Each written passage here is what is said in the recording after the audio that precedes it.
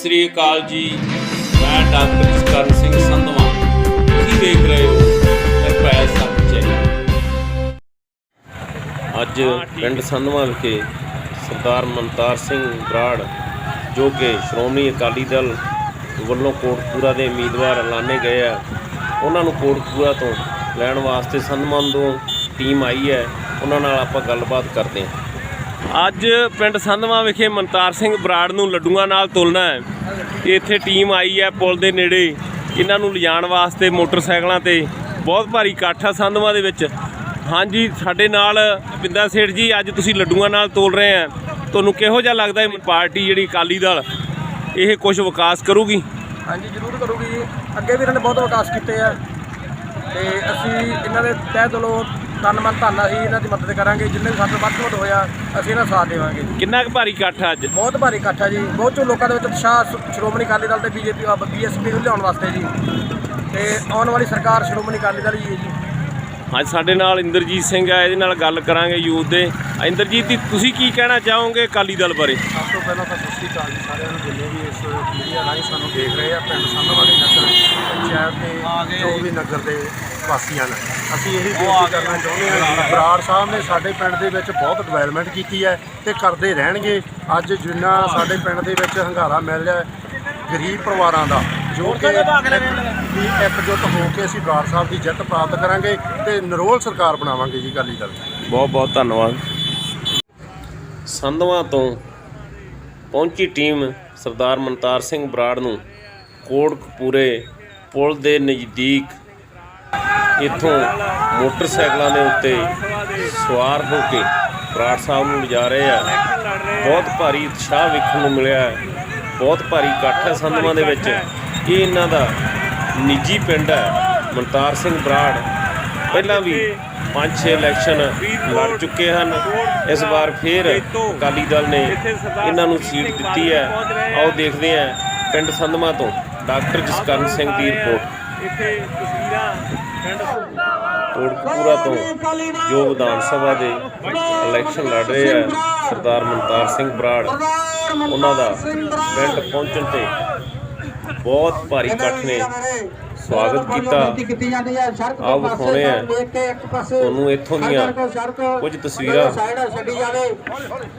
ਬਹੁਤ ਭਾਰੀ ਇਕੱਠ ਹੈ, ਲੋਕਾਂ ਦੇ ਚਿਹਰਿਆਂ ਦੇ ਉੱਤੇ ਬਹੁਤ ਖੁਸ਼ੀ ਹੈ। ਉਹਨਾਂ ਨੇ ਰਲ ਮਿਲ ਕੇ ਇੱਥੇ ਬਿੰਦਾ ਸੇਠ ਹੈ, ਉਹਦੀ ਦੁਕਾਨ 'ਤੇ ਲੱਡੂਆਂ ਨਾਲ ਤੁਲਣਾ ਹੈ।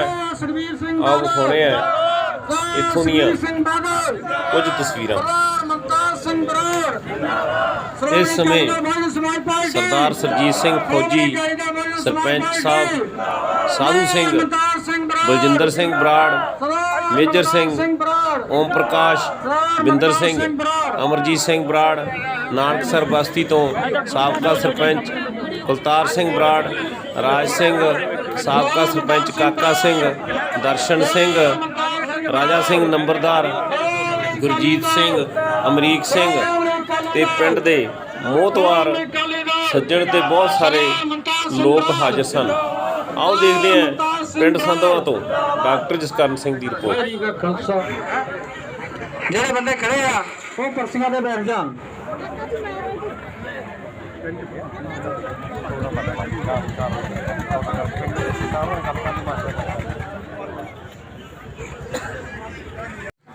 ਪਿੰਡ ਸੰਧਵਾਂ ਵਿਖੇ ਸਰਦਾਰ ਮਨਤਾਰ ਸਿੰਘ ਬਰਾੜ ਨੂੰ ਲੱਡੂਆਂ ਨਾਲ ਤੋਲਦੇ ਹੋਏ ਪਿੰਡ ਦੇ ਵਾਸੀ ਤੇ ਉੱਥੋਂ ਦੇ ਦੁਕਾਨਦਾਰ ਬਿੰਦਾ ਸੇਠ। ਆਓ ਖਾ ਰਹੇ ਆ ਤੁਹਾਨੂੰ ਪਿੰਡ ਸੰਧਵਾਂ ਤੋਂ ਸਰਦਾਰ ਮਨਤਾਰ ਸਿੰਘ ਬਰਾੜ ਨੂੰ ਲੱਡੂਆਂ ਨਾਲ ਤੋਲਦੇ ਹੋਇਆਂ ਦੀਆਂ ਤਸਵੀਰਾਂ।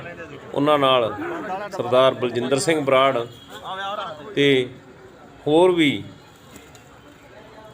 ਲੋਕ ਹਾਜ਼ਰ ਹਨ। ਪਿੰਡ ਸੰਧਵਾਂ ਵਿਖੇ ਸਰਦਾਰ ਮਨਤਾਰ ਸਿੰਘ ਬਰਾੜ ਨੂੰ ਬਿੰਦੇ ਸੇਠ ਵੱਲੋਂ ਲੱਡੂਆਂ ਨਾਲ ਤੋਲਿਆ ਗਿਆ ਤੇ ਇੱਥੇ ਬਹੁਤ ਹੀ ਭਾਰੀ ਮਾਤਰਾ ਵਿੱਚ ਲੋਕ ਹਾਜ਼ਰ ਸਨ। ਤੁਸੀਂ ਵੇਖ ਰਹੇ ਹੋ ਪਿੰਡ ਸੰਧਵਾਂ ਤੋਂ ਇਹ ਤਸਵੀਰਾਂ। ਸਰਦਾਰ ਮਨਤਾਰ ਸਿੰਘ ਬਰਾੜ ਜਿੰਦਾਬਾਦ, ਸ਼੍ਰੋਮਣੀ ਅਕਾਲੀ ਦਲ ਜਿੰਦਾਬਾਦ। ਠੀਕ ਹੈ, ਮੈਂ ਫੜ ਲਾ ਪੱਗ ਪੁੱਗ ਜਾ ਕੇ ਧੰਨਵਾਦ ਪਹੁੰਚਿਆ ਜੀ ਉੱਥੇ ਮੋਟਰਸਾਈਕਲ ਠੀਕ ਹੈ ਛੋਟਾ ਬਣ ਆਏ ਕੱਟ ਲਓ ਚਲੋ ਜੀ ਪਹੁੰਚ ਚੁੱਕੇ ਆ। ਹੁਣ ਮੈਂ ਉਹਨਾਂ ਨੂੰ ਬੇਨਤੀ ਕਰਾਂਗਾ ਕਿ ਆਪ ਸੰਗਤ ਦੇ ਨਾਲ ਆਪਣੇ ਵਿਚਾਰ ਸਾਂਝੇ ਕਰਨਗੇ ਸਰਦਾਰ ਮਨਤਾਰ ਸਿੰਘ ਬਰਾੜ ਸਾਹਿਬ। ਪਰਮ ਸਤਿਕਾਰਯੋਗ ਮੰਚ ਤੇ ਬਿਰਾਜਮਾਨ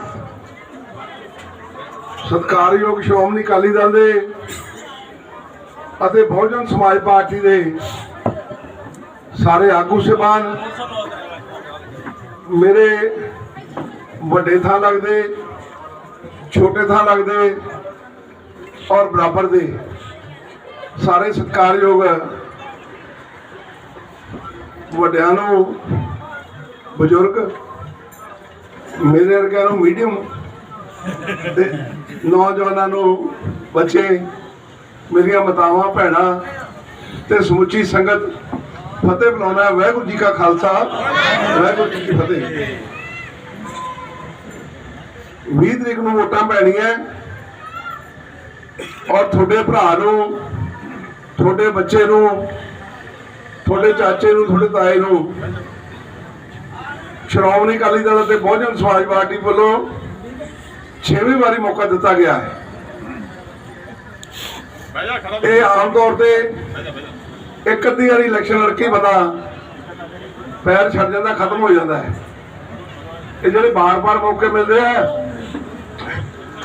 ਜੇ ਤੁਸੀਂ ਆਪਦੇ ਨਗਰ ਦੇ ਲੋਕਾਂ ਨਾਲ, ਆਪਦੇ ਇਲਾਕੇ ਦੇ ਲੋਕਾਂ ਨਾਲ ਜੁੜੇ ਰਹੋ, ਉਹਨਾਂ ਦਾ ਕੋਈ ਕੰਮ ਧੰਦਾ, ਉਹਨਾਂ ਦਾ ਕੋਈ ਖੁਸ਼ੀ ਗਮੀ, ਉਹਨਾਂ ਦਾ ਕੋਈ ਸਮਾਜਿਕ ਫੰਕਸ਼ਨ ਹੋਵੇ, ਤੁਸੀਂ ਵਿਚਰਦੇ ਰਹੋ ਤੇ ਇਹ ਪਾਰਟੀਆਂ ਫਿਰ ਸਰਵੇ ਕਰਵਾ ਕੇ ਤੇ ਸਰਵੇ ਦੀਆਂ ਰਿਪੋਰਟਾਂ ਫੇਰ ਹੀ ਤੁਹਾਡੇ ਹੱਕ 'ਚ ਆਉਂਦੀਆਂ ਤੇ ਫਿਰ ਇਹ ਪਾਰਟੀਆਂ ਟਿਕਟਾਂ ਦਿੰਦੀਆਂ। ਮੈਂ ਤੁਹਾਡਾ ਧੰਨਵਾਦੀ ਹਾਂ ਕਿ ਸ਼੍ਰੋਮਣੀ ਅਕਾਲੀ ਦਲ ਵੱਲੋਂ ਵੀ ਇੱਕ ਸਰਵੇ ਕਰਵਾਇਆ ਗਿਆ, ਫਿਰ ਇੱਕ ਹੋਰ 3 ਸਰਵੇ ਕਰਵਾਏ ਗਏ।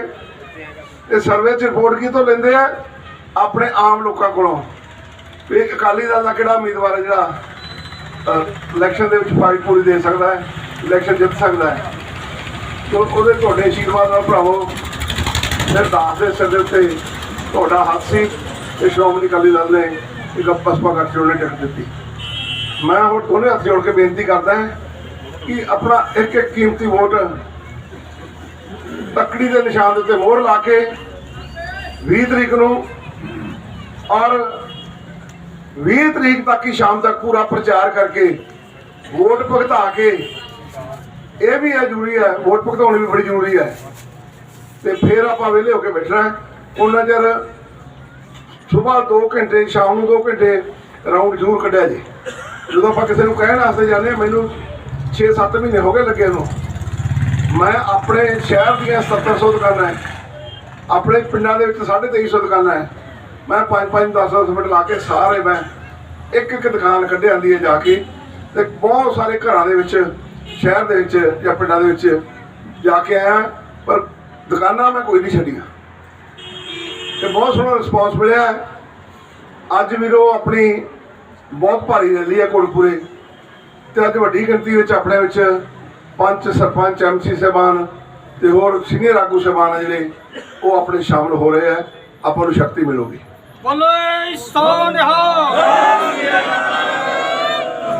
ਔਰ ਮੇਰੀ ਬੇਨਤੀ ਹੈ ਕਿ ਜਿੱਤ ਕਿਸਮਤ ਦੀ ਹੁੰਦੀ ਹੈ, ਹਾਰ ਕਿਸਮਤ ਦੀ ਹੁੰਦੀ ਹੈ। ਬੰਦੇ ਨੂੰ ਪਿਆਰ ਨਾਲ ਹੀ ਪੇਸ਼ ਆਉਣਾ ਚਾਹੀਦਾ ਹਰ ਇੱਕ ਨਾਲ। ਮੈਨੂੰ ਪਤਾ ਲੱਗਾ ਵੀ ਕਈ ਬੰਦੇ ਡਰਾਉਂਦੇ ਆ, ਇਹ ਡਰਾਉਣ ਨਾਲ ਨਹੀਂ ਵੋਟਾਂ ਪੈਂਦੀਆਂ, ਇਹ ਵੋਟਾਂ ਪਿਆਰ ਤੇ ਸਤਿਕਾਰ ਨਾਲ ਪੈਂਦੀਆਂ, ਇੱਜ਼ਤ ਮਾਨ ਨਾਲ ਪੈਂਦੀਆਂ। ਤੇ ਬਾਕੀ ਅੱਜ ਕੱਲ੍ਹ ਕੋਈ ਕਿਸੇ ਤੋਂ ਡਰਦਾ ਵੀ ਨਹੀਂ, ਤੁਹਾਨੂੰ ਡਰਨ ਦੀ ਲੋੜ ਵੀ ਨਹੀਂ। ਹਾਂ, ਉਹ ਤਾਂ ਬੈਠੇ, ਫਿਰ ਆਪਾਂ ਕੋਈ ਗੱਲ ਨਹੀਂ ਸਾਂਭ ਲਾਂਗੇ ਸਾਰੇ। ਇਸ ਲਈ ਵੀਰੋ ਮੇਰੀ ਬੇਨਤੀ ਹੈ ਕਿ ਤਕੜੇ ਹੋ ਕੇ ਆਪਣਾ ਇੱਕ ਕੀਮਤੀ ਵੋਟ ਪਾ ਕੇ ਕਾਮਯਾਬ ਕਰਿਓ। ਬਾਕੀ ਆਪਣੀ ਪਾਰਟੀ ਦਾ ਫੈਸਲਾ ਹੈ ਕਿ ਜੋ ਆਪਾਂ ਪਹਿਲਾਂ ਕਿਹਾ ਸੀ ਉਹ ਕੀਤਾ ਹੈ, ਤੇ ਜੋ ਆਪਾਂ ਹੁਣ ਕਹਾਂਗੇ ਉਹ ਕਰਾਂਗੇ। ਆ ਮੇਰੇ ਕੋਲ ਪੰਫਲੇਟ ਹੈ।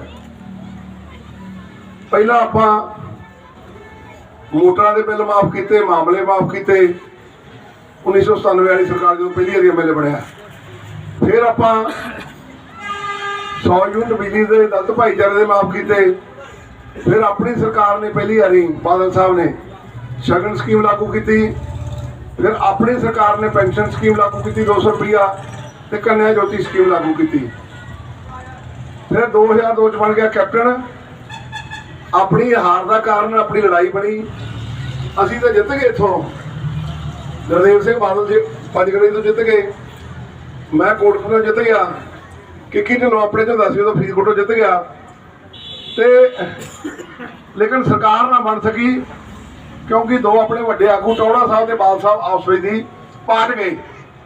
ਬਾਦਲ ਸਾਹਿਬ ਨੇ ਵੀ ਬੰਦੇ ਖੜੇ ਕਰਤੇ, ਟੌੜਾ ਸਾਹਿਬ ਨੇ ਵੀ ਖੜੇ ਕਰਤੇ। 59 ਸਾਨੂੰ ਸੀਟਾਂ ਚਾਹੀਦੀਆਂ ਸੀ ਜਿੱਤਣ ਵਾਸਤੇ, ਸਾਡੀਆਂ 52 ਰਹਿ ਗਈਆਂ, ਲੇਕਿਨ 7 ਸੀਟਾਂ ਦਾ ਫਰਕ ਰਹਿ ਗਿਆ। ਪਰ ਟੌੜਾ ਸਾਹਿਬ ਦੇ ਬੰਦੇ ਜਿੱਤ ਤਾਂ ਕੋਈ ਨਹੀਂ ਸਕੇ, ਪਰ 27 ਸੀਟਾਂ ਉਹਨਾਂ ਨੇ ਸਾਡੀਆਂ ਹਰਾਤੀਆਂ, ਨਹੀਂ ਤਾਂ ਸਰਕਾਰ ਬਣ ਜਾਣੀ ਸੀ ਉਦੋਂ ਵੀ। ਕੈਪਟਨ ਨੂੰ ਕਾਂਗਰਸ ਨੇ ਮੁੱਖ ਮੰਤਰੀ ਦੇ ਚਿਹਰੇ ਵਜੋਂ ਪੇਸ਼ ਕਰਤਾ। ਕੈਪਟਨ ਨੇ 2 ਲਾਈਨਾਂ ਦਾ ਮੈਨੀਫੈਸਟੋ ਲਿਖਿਆ ਕਿ ਪੰਜਾਬ ਦੇ ਲੋਕੋ ਜੇ ਮੈਨੂੰ ਵੋਟਾਂ ਪਾ ਕੇ ਮੇਰੀ ਸਰਕਾਰ ਬਣਾਓਗੇ, 2002 ਦੀ ਗੱਲ ਹੈ, ਤਾਂ ਮੈਂ ਜਿੰਨੀਆਂ ਸਹੂਲਤਾਂ ਬਾਦਲ ਨੇ ਦਿੱਤੀਆਂ ਦੁੱਗਣੀਆਂ ਕਰ ਦਊਂਗਾ। ਵੀਰੋ 1% ਲੋਕਾਂ ਦੇ ਉੱਤੇ ਫਰਕ ਪੈ ਜਾਂਦਾ ਇਸ ਗੱਲ ਦਾ ਵੀ ਆਹ ਵੀ ਚੀਜ਼ ਆਪਾਂ ਨੂੰ ਦੁੱਗਣੀ ਮਿਲਣ ਲੱਗ ਪਊ, ਆਹ ਵੀ ਦੁੱਗਣੀ ਮਿਲਣ ਲੱਗ ਪਊ। ਉਹਨੇ ਨਾਲ ਹੀ ਇੱਕ ਸਾਡੀ ਆਪ ਦੀ ਲੜਾਈ ਤੇ ਇੱਕ ਜਿਹੜੀ ਕੈਪਟਨ ਨੇ ਗੱਲ ਕਰਤੀ। ਫਿਰ 4-5 ਮਹੀਨੇ ਤਾਂ ਉਹਨੇ ਕੁਛ ਨਾ ਕੀਤਾ। 4-5 ਮਹੀਨਿਆਂ ਬਾਅਦ ਮੋਟਰਾਂ ਦੇ ਬਿੱਲ ਲਾਏ। ਕਿਉਂ ਚਾਚਾ ਜੀ ਲਾਏ ਕਿ ਨਹੀਂ ਲਾਏ? ਮਾਮਲੇ ਲਾਏ। 100 ਯੂਨਿਟ ਜਿਹੜੀ ਮਾਫ ਕੀਤੀ ਸੀ ਉਹ ਬੰਦ ਕੀਤੀ, ਦਲਿਤਾਂ ਦੀ ਸ਼ਗਨ ਸਕੀਮ ਬੰਦ ਕੀਤੀ, ਕੰਨਿਆ ਜੋਤੀ ਸਕੀਮ ਬੰਦ ਕੀਤੀ, ਕੱਲੀ ਬੁਢਾਪਾ ਪੈਨਸ਼ਨ ਸੀ ਜਿਹੜੀ ਚਾਲੂ ਰਹਿਣ ਦਿੱਤੀ। 5 ਸਾਲਾਂ ਬਾਅਦ 2007 ਆ ਗਿਆ, ਲੋਕਾਂ ਨੇ ਕੈਪਟਨ ਨੂੰ ਹਰਾਤਾ, ਕਾਂਗਰਸ ਪਾਰਟੀ ਹਾਰ ਗਈ, ਅਕਾਲੀ ਦਲ ਬਣ ਗਿਆ। 18 ਫਰਵਰੀ 2007 ਨੂੰ ਪ੍ਰਕਾਸ਼ ਸਿੰਘ ਬਾਦਲ ਨੇ ਮੁੱਖ ਮੰਤਰੀ ਦੀ ਸਹੁੰ ਚੁੱਕੀ ਤੇ 12 ਮਾਰਚ 2007 ਨੂੰ 100 ਯੂਨਿਟ ਆਪਾਂ ਮਾਫ ਲਾਈ ਸੀ, ਬਿਜਲੀ ਮਾਫ ਕੀਤੀ ਜਿਹੜੀ ਕੈਪਟਨ ਨੇ ਲਾਦੀ ਸੀ, ਉਹਨੂੰ ਵਧਾ ਕੇ 200 ਯੂਨਿਟ ਮਹੀਨੇ ਦੀ ਮਾਫ ਕਰਤੀ, ਦੁੱਗਣੀ ਕਰਤੀ। 2 ਮਹੀਨਿਆਂ ਬਾਅਦ ਬਿੱਲ ਆਉਂਦਾ 400 ਯੂਨਿਟ ਹੋ ਗਈ ਮਹੀਨੇ ਦੀ। ਸ਼ਗਨ ਸਕੀਮ ਵਧਾ ਕੇ 5100 ਤੋਂ 15000 ਰੁਪਇਆ ਕਰਤਾ। ਪੈਨਸ਼ਨ 200 ਤੋਂ ਵਧਾ ਕੇ 500 ਰੁਪਇਆ ਕਰਤੀ। ਨਾਲ ਇੱਕ ਆਟਾ ਦਾਲ ਸਕੀਮ ਲੈ ਕੇ ਆਂਦੀ ਗਰੀਬ ਵਿਅਕਤੀਆਂ ਲਈ, ਇਹ ਨਹੀਂ ਕਿ ਇਕੱਲੇ ਦਲਿਤਾਂ ਲਈ, ਜਨਰਲ ਕੈਟਾਗਰੀ 'ਚ, ਚਾਹੇ ਉਹ ਕਿਸਾਨ ਹਨ ਚਾਹੇ ਉਹ ਹਿੰਦੂ ਭਾਈਚਾਰੇ ਦੇ ਹਨ, ਨੀਲੇ ਕਾਰਡ ਗਰੀਬ ਵਿਅਕਤੀਆਂ ਦੇ ਬਣਨੇ, ਆਰਥਿਕ ਤੌਰ 'ਤੇ ਜਿਹੜੇ ਕਮਜ਼ੋਰ ਹੈ। 20 ਰੁਪਏ ਕਿਲੋ ਦਾਲ ਤੇ 2 ਰੁਪਏ ਕਿਲੋ ਕਣਕ, ਇਹ ਪ੍ਰਕਾਸ਼ ਸਿੰਘ ਬਾਦਲ ਦੀ ਦੇਣ ਹੈ। ਫਿਰ 2017 ਆ ਗਿਆ, ਕੈਪਟਨ ਨੇ ਕੀ ਆਖਿਆ ਕਿ ਮੇਰੀ ਸਰਕਾਰ ਬਣਾਓ। ਪੰਜਾਬੀਓ, ਮੈਂ ਸਹੁੰ ਖਾ ਕੇ ਕਹਿੰਦਾ ਕਿ ਸਾਰਾ ਕਰਜ਼ਾ ਕਿਸਾਨਾਂ ਦਾ, ਗਰੀਬਾਂ ਦਾ ਮਾਫ ਕਰ ਦੂੰਗਾ, ਨੌਜਵਾਨਾਂ ਨੂੰ ਘਰ ਘਰ ਨੌਕਰੀ ਦੇ ਦੂੰਗਾ, ਮੈਂ ਸ਼ਗਨ ਸਕੀਮ 55000 ਰੁਪਇਆ ਕਰ ਦੂੰਗਾ। ਜਿਨ੍ਹਾਂ ਨੂੰ ਨੌਕਰੀ ਨਾ ਦੇ ਸਕਿਆ ਜਿੰਨਾ ਚਿਰ ਉਹਨਾਂ ਚਿਰ 2500 ਰੁਪਇਆ ਮੈਂ ਭੱਤਾ ਦੇਵਾਂਗਾ। ਔਰ ਨਾਲ ਕੀ ਆਖਿਆ ਕਿ ਨਸ਼ਾ 4 ਹਫ਼ਤਿਆਂ 'ਚ ਬੰਦ ਕਰ ਦੂੰਗਾ। ਬਾਦਲ ਨੇ ਤਾਂ ਆਟਾ ਦਾਲ ਦਿੱਤੀ ਹੈ, ਮੈਂ ਖੰਡ ਘਿਓ ਦੇ ਪੱਤੀ ਵੀ ਦੇਵਾਂਗਾ। ਇਹ ਜਿਹੜੀਆਂ ਮੈਂ ਗੱਲਾਂ ਕੀਤੀਆਂ ਉਹਨੇ ਕਹੀਆਂ ਕਿ ਨਹੀਂ ਕਹੀਆਂ? ਤੇ ਕੀਤੀਆਂ ਕਿ ਨਹੀਂ ਕੀਤੀਆਂ? ਨਹੀਂ ਕੀਤੀਆਂ। ਵੀਰੋ, ਫਾਰਮ ਭਰਨ ਨਾਲ ਨਹੀਂ ਗੱਲਾਂ ਹੁੰਦੀਆਂ, ਗੱਲ ਹੁੰਦੀ ਹੈ ਇੱਕ ਕਮਿਟਮੈਂਟ ਦੀ, ਇੱਕ ਵਾਅਦੇ ਦੀ। ਜਿਹੜੀਆਂ ਮੈਂ ਪਹਿਲਾਂ ਗੱਲਾਂ ਕੀਤੀਆਂ, ਅਸੀਂ ਕੋਈ ਫਾਰਮ ਨਹੀਂ ਸੀ ਭਰੇ, ਸਾਡੀ ਸਰਕਾਰ ਨੇ ਕੀਤੀਆਂ ਸੀ ਕਿ ਨਹੀਂ ਕੀਤੀਆਂ ਸੀ? ਇਸ ਲਈ ਹੁਣ ਅਸੀਂ ਫੈਸਲਾ ਕੀਤਾ ਕਿਉਂਕਿ ਅੱਜ ਬਾਦਲ ਸਾਹਿਬ ਨੇ ਵੀ ਆਉਣਾ ਹੈ। ਮੈਂ 5:30 ਵਜੇ ਦਾ ਸ਼ਹਿਰ 'ਚ ਗਿਆ, ਮੈਂ ਨਹਾ ਤਾਂ ਮੈਂ ਲਿਆ ਸੀ, ਦਾੜੀ ਬੰਨਣ ਦਾ ਮੌਕਾ ਨਹੀਂ ਲੱਗਾ, ਤੇ ਹੁਣ ਮੈਂ ਜਾ ਕੇ ਪੱਗ ਪੁੱਗ ਦਾੜੀ ਬੰਨਣੀ ਹੈ। ਜੇਤੋਂ ਵੀ ਜਾਣਾ ਮੈਂ, ਕਿਉਂਕਿ ਮੈਂ ਜ਼ਿਲ੍ਹੇ ਦਾ ਪ੍ਰਧਾਨ ਹਾਂ, ਮੈਨੂੰ ਜੇਤੋਂ ਵੀ ਬੁਲਾਇਆ, ਮੈਂ ਫਰੀਦਕੋਟ ਵੀ ਜਾਣਾ ਹੈ। ਤੇ ਹੁਣ ਅਸੀਂ ਕੀ ਫੈਸਲਾ ਕੀਤਾ ਕਿ ਆਟਾ ਦਾਲ ਤਾਂ ਦੇਵਾਂਗੇ, ਨਾਲ ਖੰਡ ਘਿਓ ਪੱਤੀ ਵਾਸਤੇ ਜਾਂ ਰਸੋਈ ਦੇ ਹੋਰ ਸਮਾਨ ਵਾਸਤੇ ਨੀਲੇ ਕਾਰਡ ਧਾਰਕ ਨੂੰ 2000 ਰੁਪਇਆ ਦੇਵਾਂਗੇ, ਉਹਦੇ ਅਕਾਊਂਟ 'ਚ ਪਾਵਾਂਗੇ। ਤਾਂ ਇਹ ਅਸੀਂ ਡਿਪੂ ਰਾਹੀਂ ਵੀ ਦੇ ਸਕਦੇ ਸੀ, ਪਰ ਡਿਪੂਆਂ ਦੇ ਨਾ ਸਾਰਿਆਂ ਤੇ ਤਾਂ ਨਹੀਂ, ਕਈਆਂ ਡਿਪੂਆਂ ਦੇ ਰੌਲਾ ਬਹੁਤ ਪੈਂਦਾ ਹੈ ਵੀ ਕਣਕ ਘੱਟ ਦਿੱਤੀ ਹੈ, ਦਾਲ ਮਾੜੀ ਦੇਤੀ ਹੈ। ਹੁਣ ਤਾਂ ਖੈਰ ਦਾਲ ਇਹਨਾਂ ਨੇ ਬੰਦ ਹੀ ਕਰਤੀ, ਅਸੀਂ ਦੇਵਾਂਗੇ। ਤੇ ਜੇ ਘਿਓ ਖੰਡ ਦੇ ਪੱਤੀ ਵੀ ਉਹਨਾਂ ਕੋਲ ਜਾਵੜੀ ਫਿਰ ਰੌਲਾ ਹੋਰ ਵੱਧ ਜਾਊਗਾ। ਇਸ ਕਰਕੇ ਪਰਿਵਾਰ ਦੀ ਜਿਹੜੀ ਵੱਡੀ ਔਰਤ ਹੈ ਜਿਹਦਾ ਨੀਲਾ ਕਾਰਡ ਬਣਿਆ, ਉਹਦਾ ਅਕਾਊਂਟ ਲੈ ਕੇ ਹਰੇਕ ਮਹੀਨੇ 2000 ਪਾਇਆ ਕਰਾਂਗੇ, ਸਾਲ ਦਾ 24,000 ਰੁਪਇਆ। ਇੱਕ ਬਿਜਲੀ ਅੱਗੇ 400 ਯੂਨਿਟ ਮਾਫ ਕੀਤੀ ਸੀ 2 ਮਹੀਨਿਆਂ ਦੀ, ਹੁਣ 800 ਯੂਨਿਟ ਮਾਫ ਕਰਾਂਗੇ। ਅੱਗੇ ਇਕੱਲੇ ਦਲਿਤ ਭਾਈਚਾਰੇ ਦੀ ਸੀਗੀ, ਹੁਣ ਜਿਹੜੀ ਬਿਜਲੀ ਮਾਫ ਹੋਊਗੀ ਉਹ ਜਨਰਲ ਤੇ BC ਦੀ ਵੀ ਹੋਊਗੀ ਤੇ ਦਲਿਤ ਦੀ ਤਾਂ ਹੋਊਗੀ। ਤੇ ਅੱਗੇ 1 ਕਿਲੋਵਾਟ ਲੋਡ ਸੀਗਾ, ਹੁਣ ਉਹ ਲੋਡ ਵਧਾ ਕੇ 3 ਕਿਲੋਵਾਟ ਕਰਾਂਗੇ।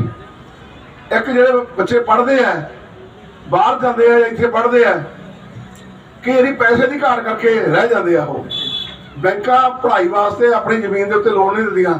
ਬੈਂਕ ਕਹਿੰਦੀ ਹੈ ਟਰੈਕਟਰ ਲੈਣਾ, ਸੰਦ ਲੈਣੇ, ਲੋਨ ਲੈ ਲਓ। ਬੱਚਿਆਂ ਦੀ ਪੜ੍ਹਾਈ ਵਾਸਤੇ ਆਪਣੇ ਪਿੰਡ ਸ਼ਹਿਰ ਦੀ ਕੋਈ ਪ੍ਰਾਪਰਟੀ ਹੋਵੇ ਉਹ ਤੇ ਤਾਂ ਲੋਨ ਮਿਲ ਜਾਂਦਾ ਹੈ, ਲੇਕਿਨ ਪਿੰਡ ਦੀ ਕੋਈ ਵੀ ਪ੍ਰਾਪਰਟੀ ਹੋਵੇ, ਚਾਹੇ ਘਰ ਹੋਵੇ, ਚਾਹੇ ਜ਼ਮੀਨ ਹੋਵੇ, ਚਾਹੇ 20 ਲੱਖ ਦਾ ਕਿੱਲਾ ਹੈ, ਪਰ ਉਹਦੇ ਤੇ ਲੋਨ ਨਹੀਂ ਦਿੰਦੀਆਂ ਬੈਂਕਾਂ ਪੜ੍ਹਾਈ ਵਾਸਤੇ। ਅਸੀਂ 10 ਲੱਖ ਰੁਪਏ ਦੀ ਬੱਚੇ ਦੀ ਮਦਦ ਕਰਾਂਗੇ। ਅਸੀਂ ਫੈਸਲਾ ਕੀਤਾ ਕਿ 10 ਲੱਖ ਰੁਪਇਆ ਬਹੁਤ ਹੁੰਦਾ, ਜਦੋਂ ਜਾਣਾ 17-18 ਲੱਖ ਰੁਪਇਆ ਲੱਗ ਜਾਂਦਾ ਹੈ। ਇੱਕ ਕਾਰਡ ਬਣਾ ਕੇ ਦੇਵਾਂਗੇ, ਹੈਲਥ ਕਾਰਡ। 10 ਲੱਖ ਰੁਪਇਆ ਤੱਕ ਦਾ ਇਲਾਜ, ਪਰਮਾਤਮਾ ਕਿਸੇ ਨੂੰ ਬਿਮਾਰ ਨਾ ਕਰੇ, ਢਿੱਲਾ ਨਾ ਕਰੇ, ਪਰ ਖੁਦਾ ਨਾ ਖਾਸਤਾ ਕਿਤੇ ਕੋਈ ਇਹੋ ਜਿਹੀ ਘਟਨਾ ਘਟ ਜੇ ਤੇ 10 ਲੱਖ ਰੁਪਏ ਤੱਕ ਦਾ ਇਲਾਜ ਉਹਦੇ ਤੇ ਹੋਊਗਾ। ਜੇ ਉੱਤੇ ਪੈਸੇ ਲੱਗਣਗੇ ਉਹ ਆਪਾਂ ਨੂੰ ਦੇਣੇ ਪੈਣਗੇ, ਪਰ 10 ਲੱਖ ਰੁਪਇਆ ਬਹੁਤ ਹੁੰਦਾ ਹੈ।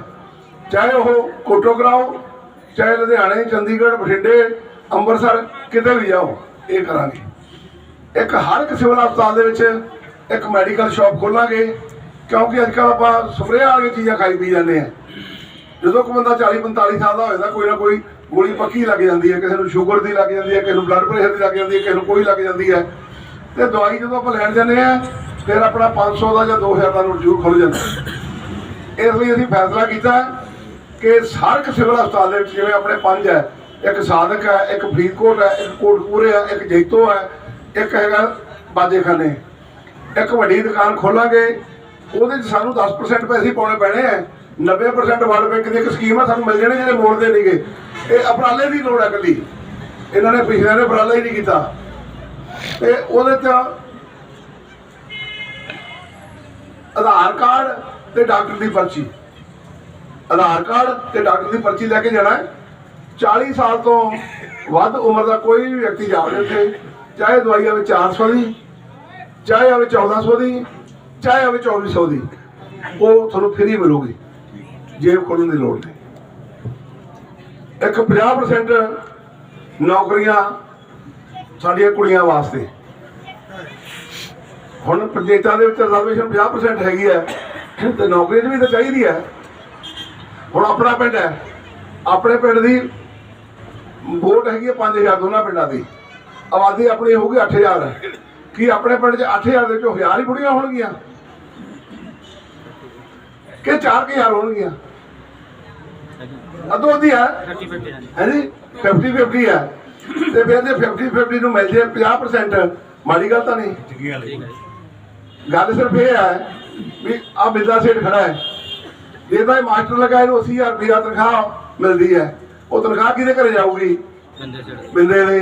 ਤੇ ਜੇ ਇਹਦੇ ਘਰ ਵਾਲੀ ਲੱਗੀ, ਉਹ ਵੀ ਬਿੰਦੇ ਦੇ। ਫਰਕ ਇਹਨਾਂ ਹੈ, ਜੇ ਇਹ ਲੱਗਾ ਘਰ ਵਾਲੀ ਮੇਰੀ ਹੱਥ ਲਾਉਂਦੀ ਹੈ, ਜੇ ਉਹ ਲੱਗੀ ਹੋਈ ਇਹਨੂੰ।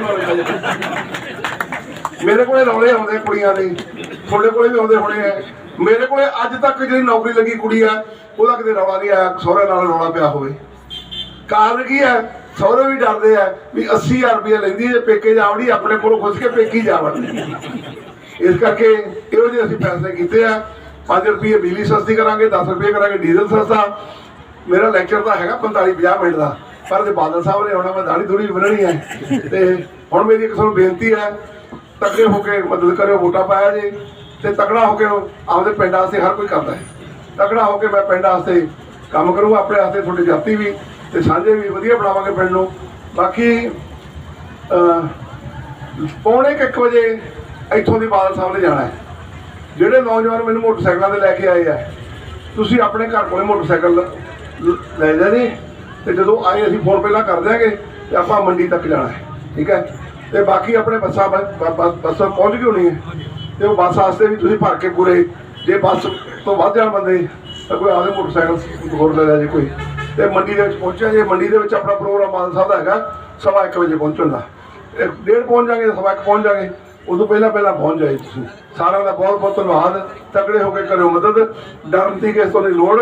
ਜੇ ਕੋਈ ਦਿੰਦਾ ਕੋਈ ਧਮਕੀ, ਬਣਾਉਂਗਾ ਉਹਨੂੰ ਮੈਂ ਬੰਦਾ।